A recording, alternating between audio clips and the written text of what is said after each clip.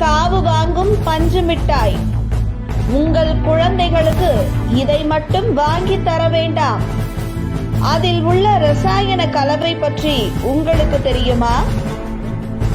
சர்க்கரையை முக்கிய மூலப்பொருளாக கொண்டு தயாரிக்கப்படும் பஞ்சு மிட்டாய் குழந்தைகள் முதல் பெரியவர்கள் வரை விரும்பி சாப்பிடும் உணவுப் பொருட்களில் முக்கியமானதாக உள்ளது.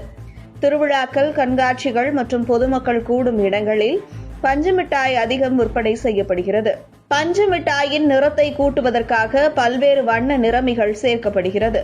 இந்த நிலையில் சமீபத்தில் கேரளாவில் துணிகளுக்கு சாயம் ஏற்ற பயன்படுத்தப்படும் ரசாயனங்களை பயன்படுத்தி பஞ்சு மிட்டாய் தயாரிக்கப்படுவதாக புகார்கள் எழுந்தது. இதனையடுத்து கேரளா உணவு பாதுகாப்புத்துறை அதிகாரிகள் கொல்லம் மாவட்டத்தில் விற்பனை செய்த வடமாநிலத்தவர்களின் வீடுகளை சோதனை செய்தனர். இதில் துணிகளுக்கு நிறம் ஏற்ற பயன்படுத்தப்படும் ரோடமைன் என்னும் ரசாயனம் கண்டுபிடித்தனர்.